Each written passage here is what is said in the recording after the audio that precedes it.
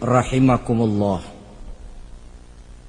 Pada pertemuan terdahulu sudah kita bicarakan bahwa orang yang menjalankan ibadah Ramadan dengan baik, dalam arti siang dia laksanakan ibadah puasa, sementara dia hidupkan malam-malam Ramadan dengan sholat tarawih, i'tikaf, tadarus Al-Quran dan sebagainya.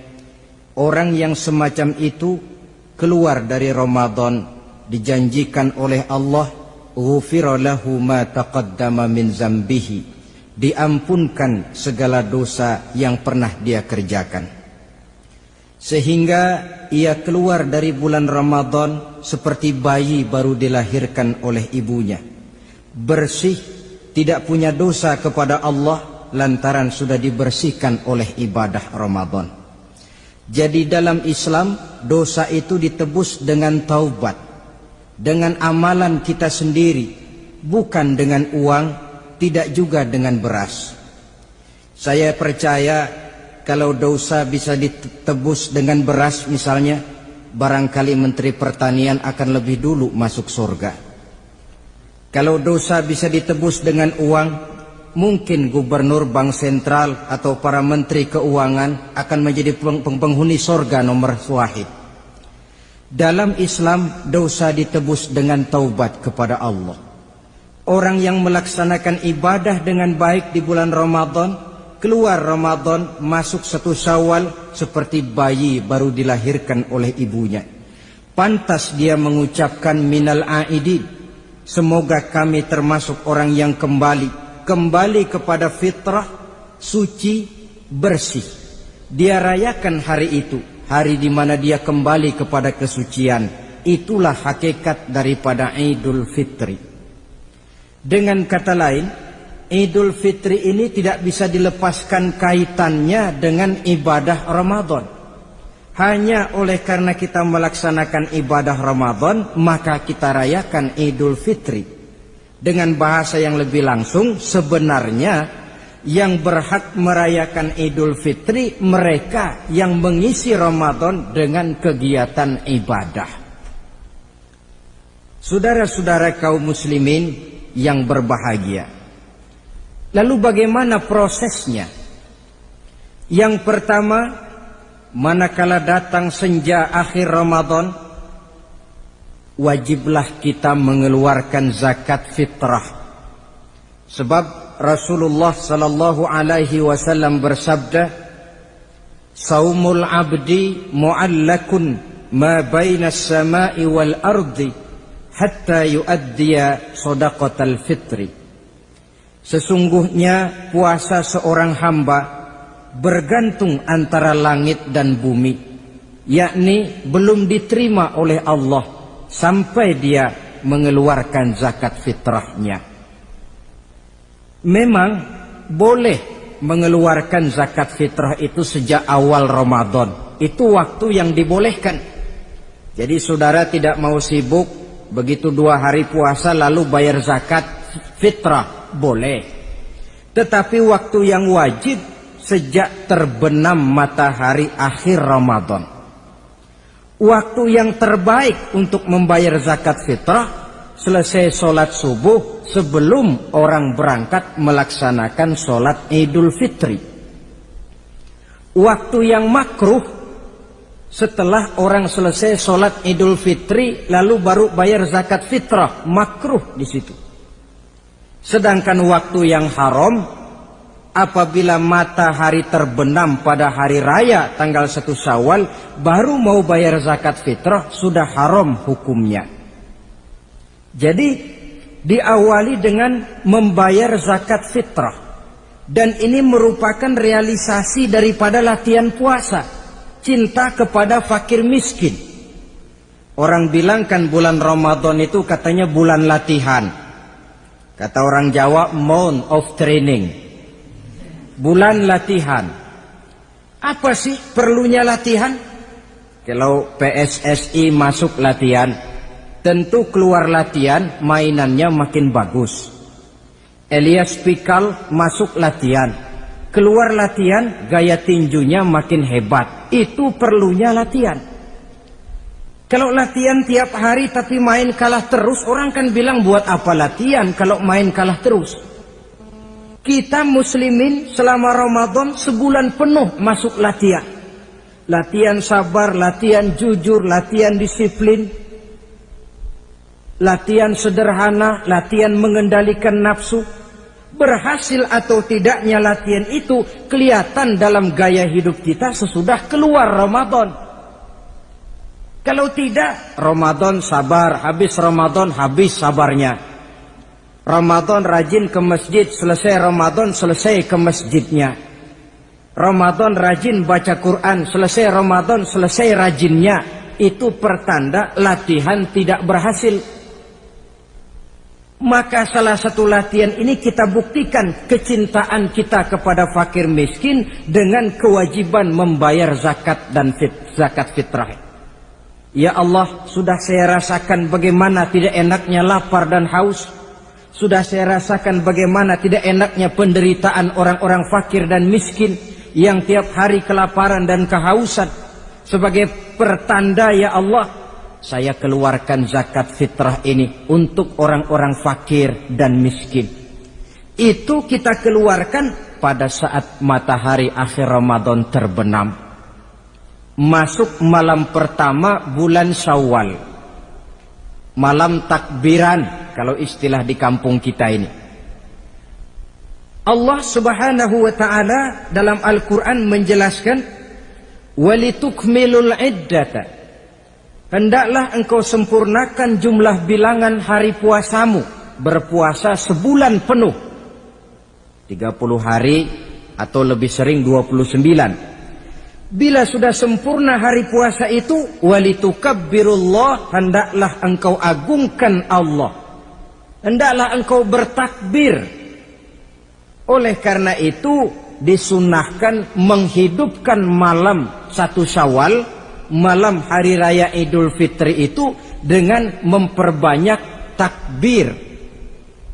Sejak matahari terbenam selesai sholat maghrib, kita kumandangkanlah kalimat takbir itu dari rumah ke rumah, dari surau ke surau, dari masjid ke masjid, dari kampung ke kampung, pertanda rasa syukur kita yang tiada terhingga kehadirat Allah Subhanahu wa taala, Tuhan yang Maha Esa dan Maha Kuasa.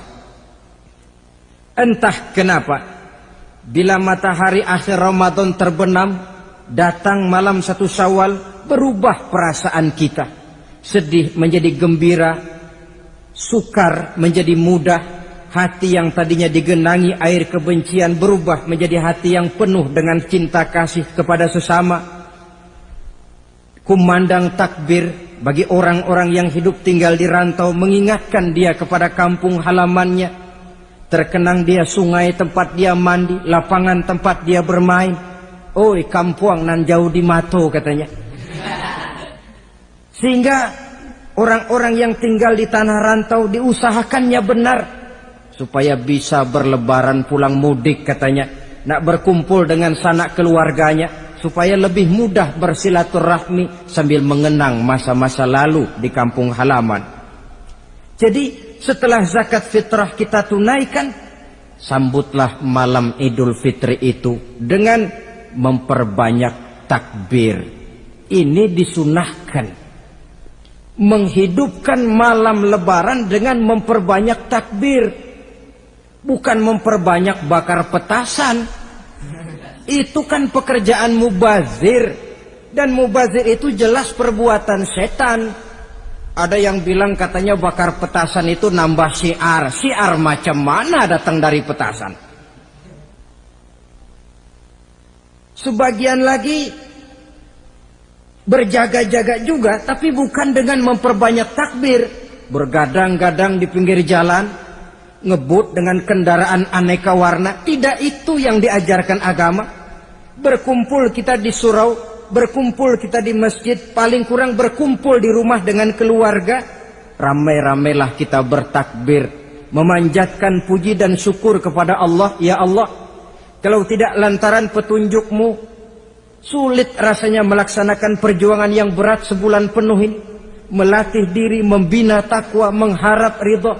Dengan lapar, melilit perut dengan haus mencekik kerongkongan. Bersyukur kami kepadamu ya Allah.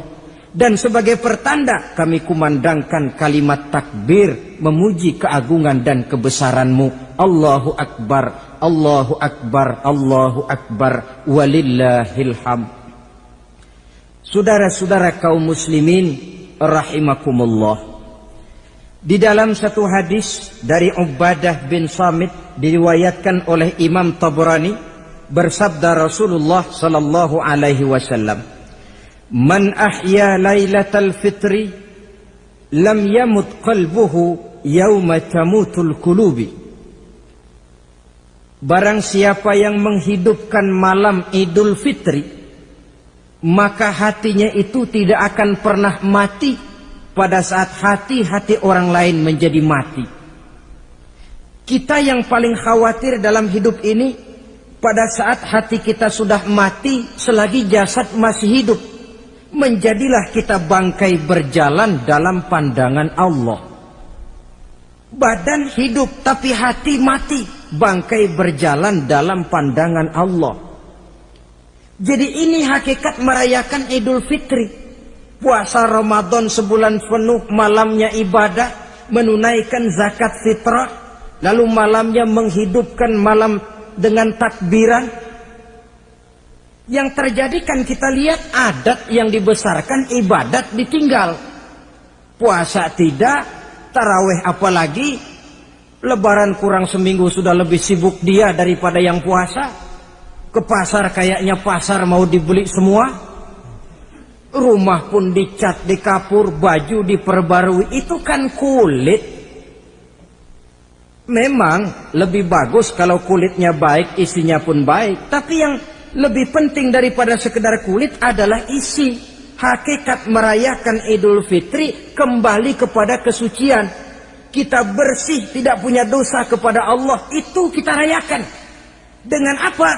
Nah, oleh seorang ulama, Al-Imam Zakiyuddin Abdul Azim bin Abdul Quwa Al-Munziri, diberikan contoh bagaimana Rasulullah sallallahu alaihi wasallam itu merayakan Idul Fitri.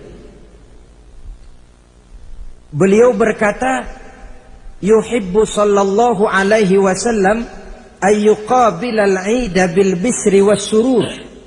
Rasulullah sallallahu alaihi wasallam cinta, senang menyambut Idul Fitri bil bisri was surur, dengan muka gembira dan dengan sikap sukacita. Jadi merayakan Idul Fitri bil bisri was surur, muka menunjukkan kegembiraan. Kenapa gembira? Sudah berhasil berjuang sebulan penuh. Bukan gembira lantaran di rumah banyak dodol, kue, pakaian serba baru, sepatu pun serba baru. Bukan itu yang kita gembira. Gembira lantaran telah berhasil berjuang mengalahkan nafsu, memenuhi perintah Allah, melaksanakan puasa. Gembira lantaran kita kembali suci seperti bayi baru dilahirkan oleh ibunya. Bil bisri, muka menunjukkan kegembiraan, cerah di malam itu sampai di hari lebarannya. Jadi walaupun barangkali oleh karena kesulitan ekonomi tidak terbeli itu baju yang baru, tidak terbeli itu sepatu yang baru, tidak terbeli itu makanan dan kue seperti tetangga, jangan sampai mengurangi kegembiraan kita. Tidak boleh menyambut lebaran itu dengan manyun. Tahu manyun? Mukanya sudah macam asam sama kukusan. Tidak ada menunjukkan sikap kegembiraan. Nabi menghadapi hari itu bil bisri was surur, dengan muka cerah dan dengan sikap gembira. Tapi gembira dalam arti tetap pada jalur kontrol. Lalu apa lagi? Wat taubatu lillahi ta'ala, dengan tetap melaksanakan taubat kepada Allah. Wan nadam alal khataya, menyesal terhadap segala kesalahan yang pernah dikerjakan. Itu yang dilakukan baginda Nabi di hari raya. Wa masalihatil khusum, memperbaiki orang-orang yang bermusuhan. Wal akhzi binasiril mazlum, menolong orang-orang yang teraniaya. Wasillatil arham, melaksanakan silaturahmi. wal ihsan ilal fuqara, berbuat kebaikan kepada kaum fakir miskin, wa ziyaratil aqarib, menziarahi, mengunjungi kaum kerabat. Itu hakikat di dalam melaksanakan Idul Fitri. Jadi jangan terbalik, sudah merasa baju baru, ini kan lebaran, merdeka. Kalau kemarin Ramadan kita dikekang, tidak boleh begini, tidak boleh begitu, sekarang sudah keluar Ramadan, merdeka. Lalu dirayakannya Idul Fitri dengan bermabuk-mabukan, dengan judi, dengan perbuatan zina. Itu sama saja dengan baju baru habis dicuci sudah diceburin lagi ke dalam comberan. Ini kan ibarat baju masuk Ramadan dicuci sebersih-bersihnya, keluar Ramadan masuk Lebaran tetaplah berusaha menjaga kebersihan itu. Kalau ditinggalkan Ramadan merasa merdeka, melemparkan lagi diri ke lembah dosa, sama saja baju yang sudah putih, bersih, ditriska bagus-bagus, tapi lalu dilemparkan lagi ke dalam comberan. Na'udzubillah min zalik. Saudara-saudara kaum muslimin yang berbahagia, jadi setelah zakat fitrah kita bayar, hidupkan malam Idul Fitri itu dengan mengumandangkan kalimat takbir. Lalu bila datang sholat subuh di pagi hari pertama bulan Syawal, kita laksanakanlah sholat subuh itu berjamaah. Jangan sampai terbalik, saking kepengennya sholat Idul Fitri, subuhnya enggak. Ini kan sama saja kata orang nyari jarum kapak hilang. Tak membela yang sunnah, yang wajib disia-siakan. Sholat Idul Fitri itu sunnah saja hukumnya, sholat subuh wajib. Masakan yang wajib kita tinggalkan, lalu yang sunnah kita kejar-kejar, terbalik tentunya. Lalu manakala usai kita sholat subuh masih mengumandangkan takbir, bersiap-siaplah kita untuk berangkat menunaikan sholat Idul Fitri. 2 rakaat, lalu diiringi dengan khutbah hari raya Idul Fitri. 2 khutbah seperti khutbah Jumat itu, khutbah pertama dan khutbah kedua. Kalau selesai melaksanakan sholat Idul Fitri, maka kembalilah kita ke rumah dengan suasana gembira. Untuk apa? Untuk berhalal bihalal. Istilahnya untuk berlebaran, saling meminta maaf. Kenapa? Dengan ibadah Ramadan, dosa kita kepada Allah insya Allah bersih. Tapi kan kita tidak cuma berbuat dosa kepada Allah, kita juga berbuat salah kepada sesama manusia. Dosa kepada Allah, taubat langsung kepadanya, sonder pakai calo. Tidak bisa saudara bikin dosa kepada Allah, datang ke rumah saya, Pak inilah saya kasih uang, tolong mintakan taubat saya kepada Allah. Ya tidak bisa. Dosa kepada Allah langsung bertaubat kepadanya. Tapi dosa kepada sesama manusia, Allah belum akan memberikan ampun kalau kita belum minta maaf kepada yang bersangkutan. Ini sulitnya. Kalau saudara dosa meninggalkan sholat, tobat kepada Allah. Tapi kalau dosa kepada sesama manusia, saudara mencuri sendal orang, cara taubatnya bagaimana? Pertama menyesal, kenapa mencuri? Yang kedua berjanji tidak akan mencuri lagi. Yang ketiga meninggalkan perbuatan mencuri. Dan yang keempat, sendal orang pulangin. Tidak bisa saudara mencuri sendal, Tuhan taubat, nggak lagi-lagi nyolong sendal, tapi sendal orang dibekap terus, nggak dipulang-pulangin, ya tidak termasuk taubat itu. Itulah sebabnya selesai sholat Idul Fitri, kita pun meminta maaf. Nah, siapa yang harus lebih utama kita mintakan maaf? Satu riwayat menjelaskan bahwa selesai sholat Idul Fitri, para sahabat mendengar Rasul mengucapkan amin sampai 3 kali. Amin, amin, amin.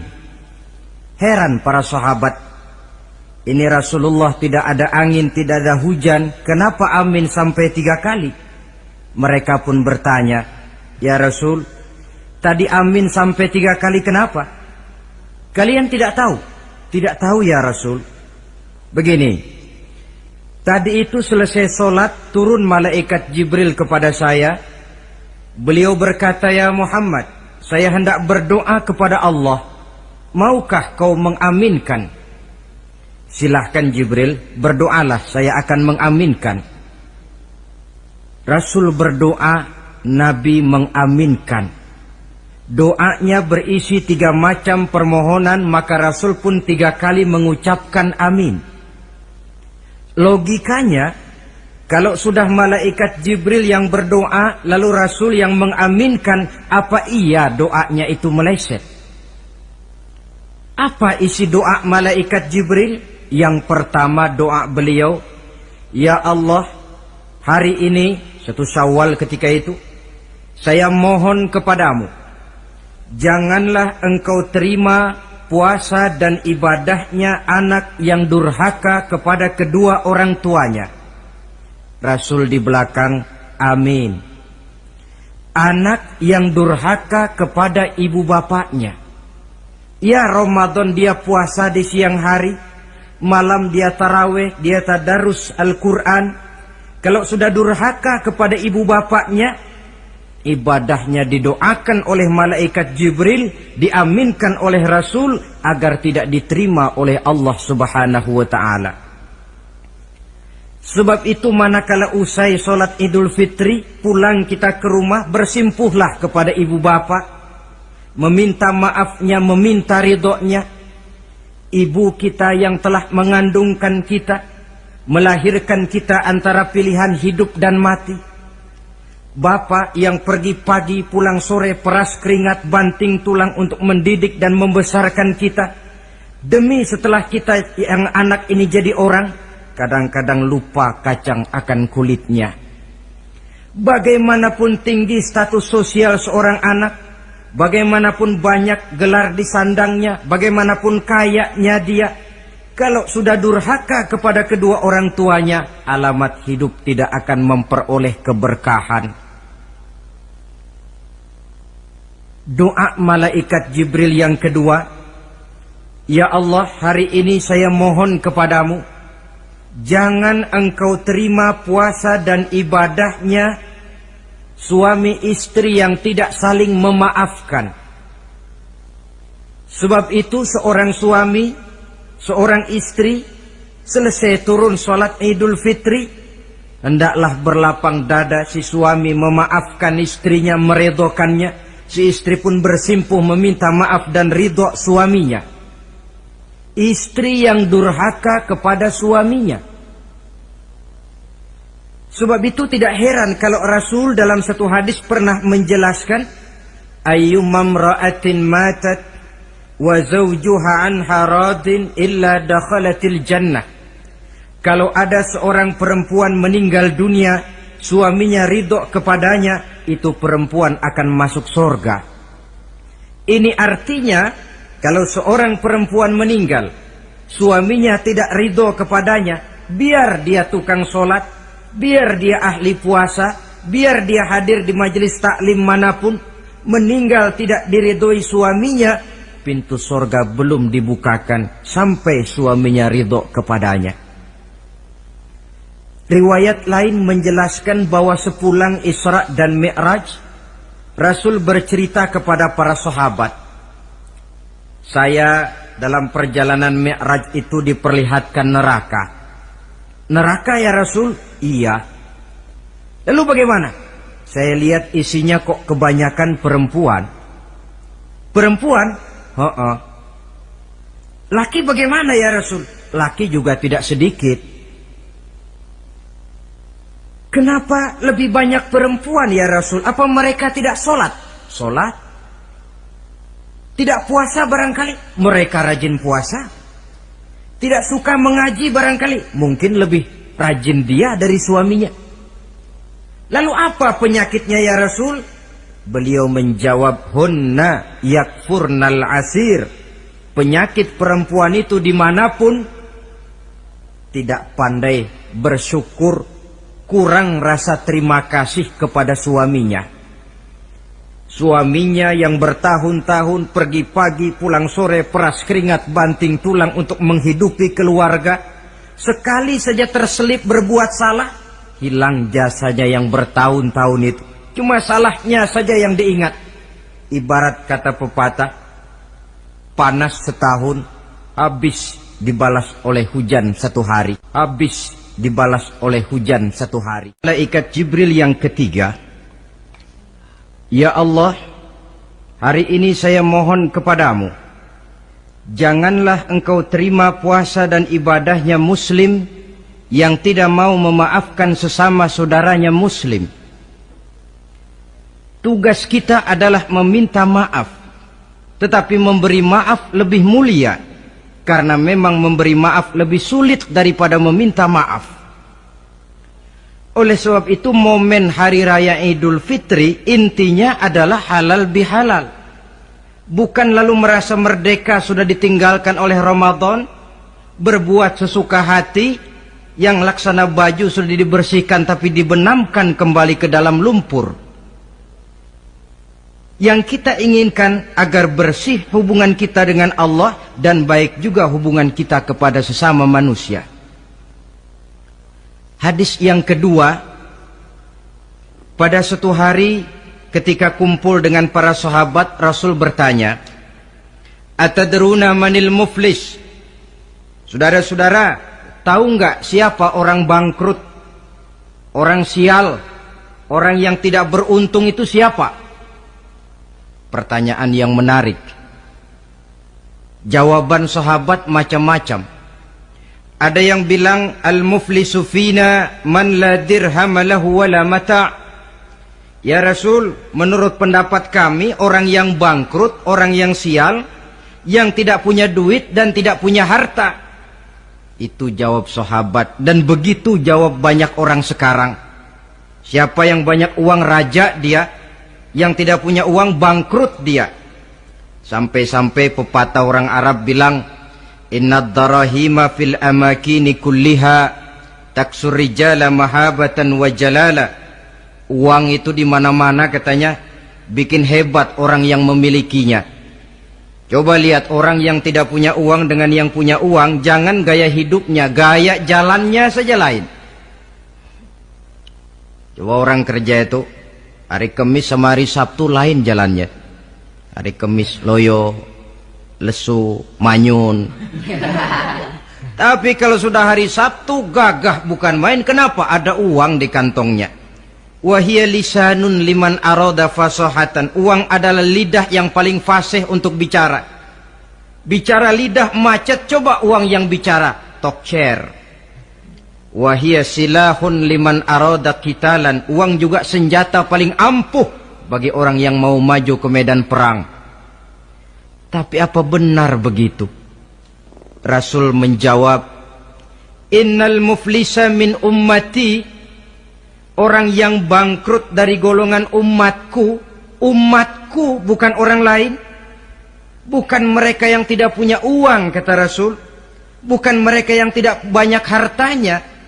Orang yang bangkrut dari golongan umatku, may ya'ti yaumal qiyamah bi salatin wa siyamin wa zakatin. Orang yang di hari kiamat nanti datang menghadap Allah dengan membawa pahala solat. Sebab waktu di dunia dia tukang solat. Menghadap Allah dia setor, ya Allah ini pahala solat saya. Solat wajibnya, solat sunnah rawatib nawafilnya. Wasiyamin, pahala puasa juga dia bawa setor kepada Allah. Baik puasa wajib Ramadan, puasa sunnah Senin Kemis, puasa sunnah 6 hari di bulan Syawal. Wazakatin, pahala zakatnya juga dia bawa menghadap Allah di satu pihak. Cuma sayang kata Allah, wa ya'ti qad syatama haza. Dia juga datang membawa dosa karena pernah mencaci maki orang. Wa qazafa haza, pernah memfitnah orang. Wa akala mala haza, pernah memakan harta orang dengan cara yang batil. Wa syafaka dama haza, mengalirkan darah orang tanpa alasan yang benar. Di satu pihak datang membawa pahala ibadah, di lain pihak datang menyandang dosa kepada manusia. Kalau ini yang terjadi, bagaimana nasib kita? kata baginda Rasul, maka diambillah dosa orang yang pernah kita fitnah. Untuk apa? Diberikan kita. Sudah enak-enak, ya Allah ini pahala solat saya. Tahu-tahu datang orang, sebentar ya Allah, orang ini waktu di dunia memang ahli solat, tapi saya tanpa salah pernah difitnah. Sakit hati saya, hancur nama baik saya lantaran ulahnya. Saya menuntut keadilan. Benar orang ini pernah kau fitnah? Benar ya Allah. Kalau begitu pahala solatmu sini, kasihin orang yang kau fitnah. Habis pahala solat, datang lagi orang menagih, ya Allah, dia memang waktu di dunia ahli bayar zakat, tapi juga dia sering makan harta orang dengan cara yang batil. Benar? Benar ya Allah. Sini, pahala zakatmu berikan kepada orang yang hartanya kau makan dengan cara yang batil. Fa in faniyat hasanatuhu qabla ayyuqda ma alaihi. Kalau pahala kebaikannya sudah habis untuk nutup hutang dosa, sementara tagihan datang terus, ukhiza min khatayahum, maka diambillah dosa orang-orang yang pernah kita fitnah, kita caci maki, kita zolimi, untuk diberikan kepada kita. Apa enggak bangkrut ini? Sudah pahala dipretelin, dosa dikasih lagi. Ibarat orang dagang, modal habis, tagihan utang datang terus. Apa pasalnya ini? Dia cuma baik kepada Allah. Solatnya betul, puasanya bagus, zakat dia bayar. Tapi kepada sesama manusia, dia tukang fitnah, tukang mencaci maki, ahli makan harta orang dengan cara yang batil. Bangkrut nasibnya di akhirat nanti. Maka keliru kalau momen Idul Fitri itu dimanfaatkan untuk sesuatu yang merusak arti kesucian, merusak arti fitrah. Mari kita dengarkan hadis dari Wahab bin Munabbah. Inna iblis alaihi la'nah yasihu fi kulli yaumi idin. Iblis tiap hari raya Idul Fitri teriak-teriak. Akibat teriakannya, laskarnya, bala tentaranya kumpul. Ya Sayyidana, man aghdabuka? Wahai junjungan kami, kata bala tentara iblis ini, kenapa teriak-teriak macam itu? Apa yang bikin Tuhan begitu jengkel? Kasih tahu saja sama kami biar kami hancurkan siapa yang telah menyakitkan hati Tuhan.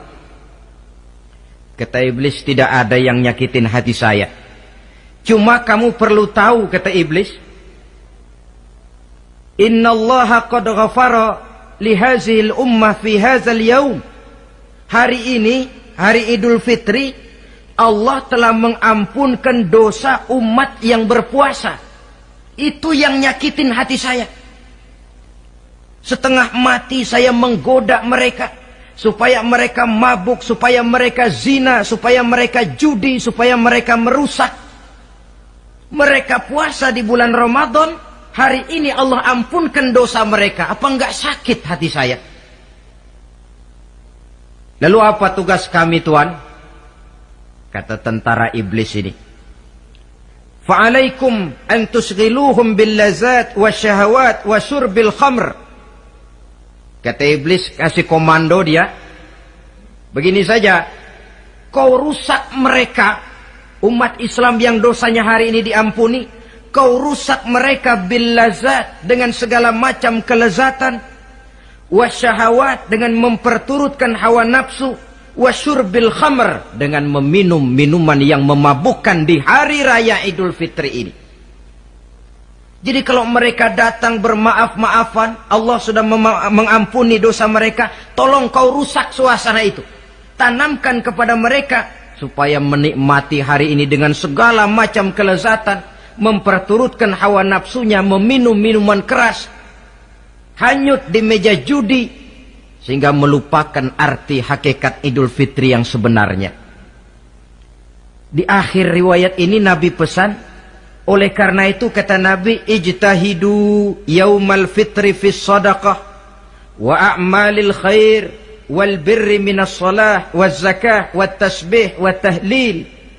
Oleh sebab itu kata Nabi, hati-hatilah kamu, sungguh-sungguhlah kamu pada hari Idul Fitri ini melaksanakan segala macam kebajikan seperti sedekah, perbuatan baik, salat, zakat, mengucapkan tasbih, tahlil, karena hari ini Allah telah mengampunkan dosa kamu.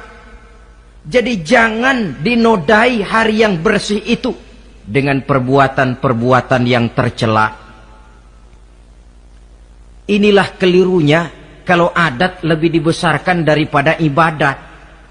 Kalau menyambut Idul Fitri itu yang lebih diutamakan baju barunya, pakaian serba barunya, rumah serba bersihnya, lalu fasilitas serba adanya, lupa kepada intinya, manusia akan mudah terjerumus menodai hari yang suci dengan perbuatan yang kotor.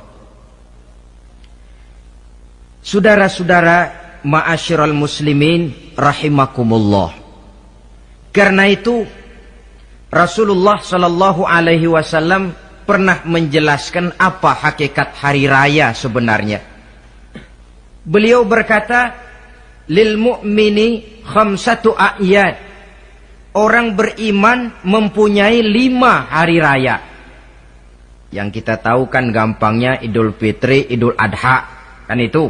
Ya. Rasul berkata, orang beriman sebenarnya mempunyai 5 hari raya. Hari raya yang dia rayakan dengan kegembiraan. Kapan saja itu? Pertama, kullu yaumin yamurru 'alal mu'min wa la yuktabu 'alaihi zanbun. Setiap hari yang dilalui oleh seorang mukmin tanpa Allah menulis dosanya, itulah hari raya baginya. Jadi kalau berlalu satu hari dan hari itu kita tidak melakukan dosa satupun, itu hari raya. Dengan kata lain, bergembiralah seorang mukmin kalau dia bisa melewati satu hari tanpa di hari itu dia melakukan dosa. Itu hari raya. Aduh, saya girang benar hari ini. Kenapa? Hari ini tidak ada dosa yang saya kerjakan rasanya. Hari raya pertama adalah hari di mana kita lewati tanpa melakukan dosa. Kira-kira bisa nggak satu hari lewat tanpa dosa? Ya, bukan cuma sekedar mau, tapi berusaha untuk bisa. Ini hari raya yang pertama.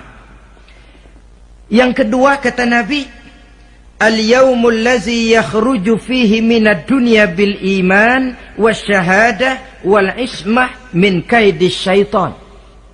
Hari di mana dia keluar meninggalkan dunia ini, kembali kepada Allah bil iman, dengan membawa iman, wasyahadah, mengucapkan 2 kalimat syahadat, wal ismah min kaidis syaitan, dan selamat dari tipu daya setan.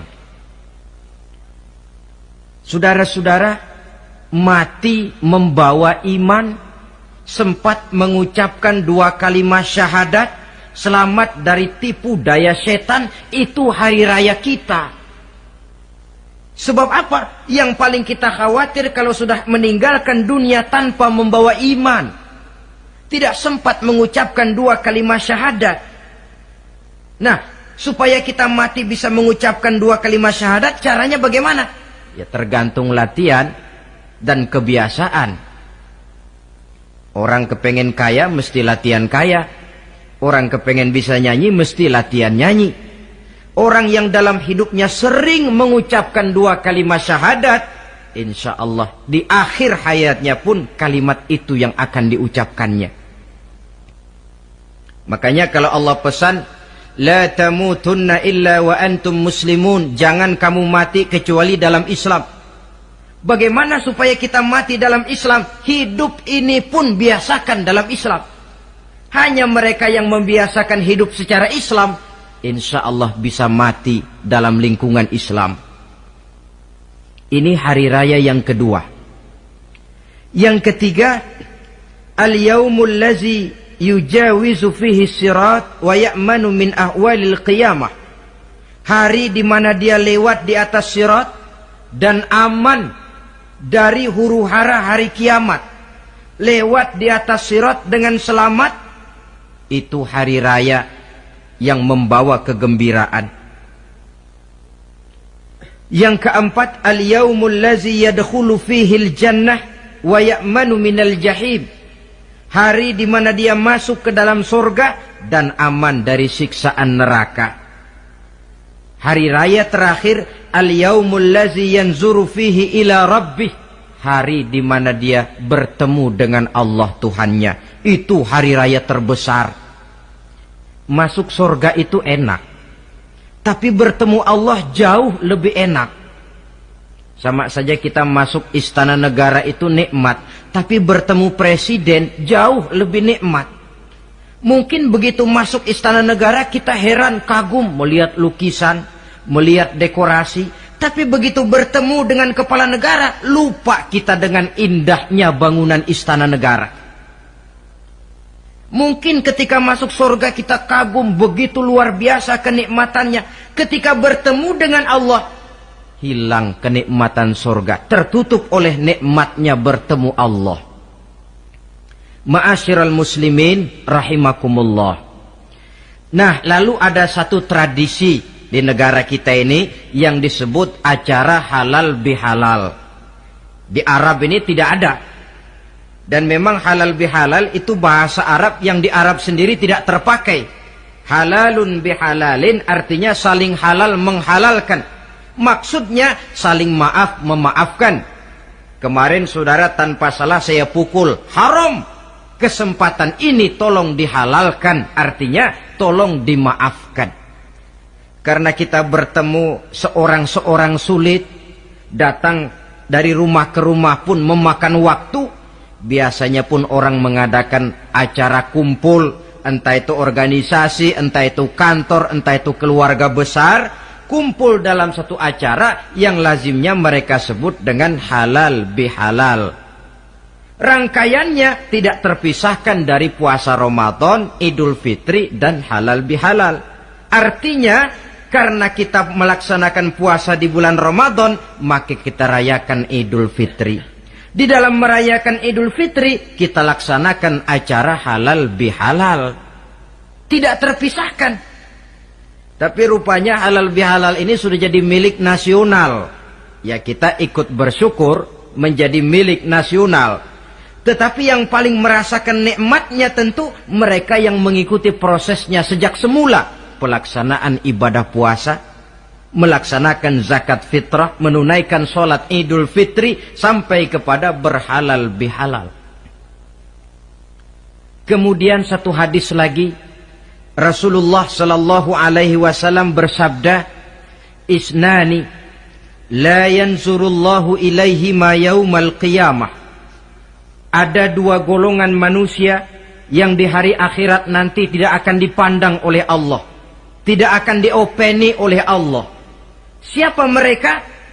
Pertama qati'ur rahim, yang kedua jarus su'i, orang yang memutuskan silaturahmi dan tetangga yang jahat dengan tetangganya. Sebagai uraian penutup, saya ingin mengajak kita semua untuk merenungi firman Allah dalam surah Al-A'la ayat 14 sampai dengan ayat 17. Qad aflaha man tazakka wa dzakara isma rabbih fasalla bal tu'thiruna al-hayata ad-dunya wal akhiratu khairu wa abqa. Qad aflaha man tazakka, sungguh telah beruntunglah orang-orang yang membersihkan dirinya. Ada yang mentafsirkan sungguh beruntung orang-orang yang telah menunaikan zakatnya. Sebab apa? Diri, jiwa, ini kan bukan milik kita, milik Allah. Kita ini cuma hak pakai. Seperti saudara, saudara ini baju saya, saudara punya hak pakai. Kalau waktu saya ambil baju itu kotor, tentu marah saya sebagai pemiliknya. Tetapi ketika saya ambil baju itu memang bersih, terpelihara dengan baik, senang hati saya. Qad aflaha man tazakka, Sungguh telah beruntung orang-orang yang membersihkan jiwanya. Dia puasa di bulan Ramadan, malamnya dia tarawih, zakat fitrah pun dia bayar. Wa dzakara isma rabbih, lalu dia menyebut nama Tuhannya dengan mengumandangkan takbir, bersahut-sahutan di malam hari raya Idul Fitri itu. Fasalla, lalu dia laksanakan solat Idul Fitri. Lalu apa? Bal tu'sirunal hayatad dunya. Tapi mengapa kamu lebih memilih gemerlapnya dunia? Melupakan inti, melupakan isi dengan mengambil kulit. Merayakan Idul Fitri dengan lupa diri, lupa daratan, bermabuk-mabukan, tenggelam di meja judi, hanyut di lembah zina. Bal tu'sirunal hayatad dunya, kau utamakan megahnya dunia, kau kejar gemerlapnya dunia, kau lupa hakikat Idul Fitri itu.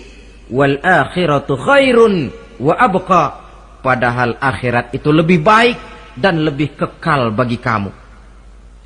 Dunia yang segala kemampuan yang ada kita kerahkan untuk mengejarnya merupakan kenikmatan yang kalau ketimbang kenikmatan akhirat, berapalah lamanya. Umur orang sekarang paling panjang 80 tahun. Jarang yang sampai 100. Jadi kalau Nabi mengatakan ad-dunya sijnul mu'min wa jannatul kafir, dunia adalah penjara bagi orang mukmin dan surga bagi orang kafir, itu betul. Yang salah kadang-kadang hadis ini digunakan sebagai senjata untuk menghantam orang Islam menjadi lemah. Dunia penjara bagi orang mukmin. Apanya yang dipenjara? Nafsunya. Dalam kehidupan di dunia ini, seorang mukmin tidak bebas memperturutkan hawa nafsunya, dipenjara nafsunya. Wa jannatul kafir, tapi dunia ini surga bagi orang kafir. Tidak lagi merupakan penjara, dia bebas memperturutkan hawa nafsunya. Dilarang tidak terlarang, dicegah pun tidak tercegah. Kalau habislah dunia, habislah sudah surganya sampai di situ. Bila datang ajal, selesailah sudah kesenangannya sampai di situ. Saudara-saudara, ma'asyiral muslimin rahimakumullah. Oleh karena itu, janganlah di dalam merayakan Idul Fitri ini kita mengutamakan kulit dengan melepaskan isinya. Hari raya fitrah, hari raya kesucian yang seharusnya dirayakan dalam suasana kesucian, jangan dinodai dengan perbuatan-perbuatan kotor yang akan mengundang dosa di dalam kehidupan kita. Sehingga 1 bulan latihan di dalam Ramadan ini mewarnai kehidupan kita 11 bulan berikutnya. Tanda bahwa latihan berhasil. Keluar Ramadan, gaya hidup kita makin baik. Ada kesinambungan. Jangan cuma Ramadan bisa sabar, selesai Ramadan selesai sabarnya. Ramadan rajin ke masjid, selesai Ramadan selesai rajinnya. Ramadan cinta kepada yatim piatu dan fakir miskin, selesai Ramadan malah kejam kepada yatim dan orang-orang miskin. Latihan tidak akan membawa hasil seperti yang diharapkan. Puncaknya, tercapailah tujuan daripada pelaksanaan ibadah puasa, la'allakum tattaqun, agar dengan pelaksanaan ibadah puasa kamu menjadi manusia yang bertakwa kepada Allah. Bukankah di sini harga dan nilai daripada manusia? Jadi puasa dengan kemampuan mengendalikan diri, dengan kesederhanaan, dengan disiplin, dengan cinta kepada fakir miskin, seluruhnya bertujuan membentuk manusia yang bertakwa.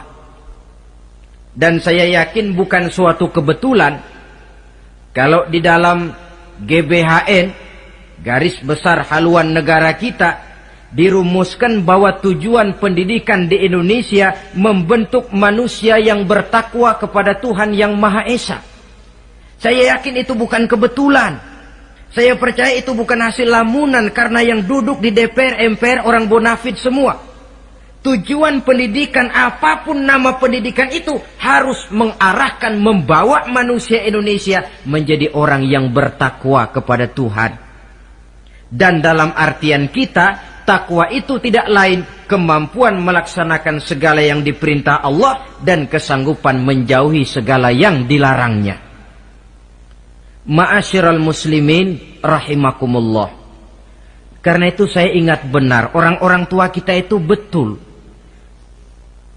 Kalau dia berlebaran, dia bawa anaknya yang kecil-kecil itu ke rumah keluarga, sanak familinya, diperkenalkan. Ini bibimu, yang itu pamanmu, sebelah sana tuh kakekmu. Apa yang kita ingat di waktu kecil akan tertanam sampai kita besar. Istilahnya tidak kehilangan obor. Tahu keluarga, kenal sanak famili. Yang terjadi zaman sekarang, kadang-kadang ipar dengan ipar berkelahi, keponakan dengan keponakan main hantam. Kenapa? Hilang obor, tidak ada yang memberikan penyuluhan bahwa dia masih keluargamu. Apa latar belakangnya? Kurangnya silaturahmi. Apalagi remaja sekarang kalau diajak pergi berlebaran kuno keragunan saja ngelihat uak. Ya tidak ada salahnya toh, rekreasi persilakan. Keragunan kah, ke Taman Mini kah, ke Taman Impian Jaya Ancol kah. Tetapi silaturahmi ini utamakan. Kunjungi keluarga, kunjungi sanak famili, handai tolan. Sebab apabila silaturahmi ini sudah retak, pada akhirnya kita kehilangan obor. Manakala sudah kehilangan obor, boleh jadi kita tidak akan saling mengenal satu dengan lainnya. Bukankah adat hidup katanya tolong menolong? Bila kita merupakan satu keluarga besar, mungkin ada kelemahan di bidang pendidikan, yang lain maju di bidang ekonomi, saling membantu sehingga terwujud di mana yang satu menunjang kemajuan bagi yang lainnya. Saudara-saudara, inilah pembicaraan kita pada pertemuan kita kali ini. Dengan harapan tentunya mudah-mudahan kita benar-benar masuk dalam kelompok minal aidina wal faizin wa kullu amin wa antum bi khair. Termasuk orang yang kembali suci kepada fitrah, beruntung dan amalan ibadah kita diterima oleh Allah Subhanahu wa taala. Sekian dan demikian, terima kasih atas segala perhatian, mohon maaf atas segala kekurangan. Usikum wa nafsi bitaqwallah. Wassalamualaikum warahmatullahi wabarakatuh. Waalaikumsalam warahmatullahi wabarakatuh.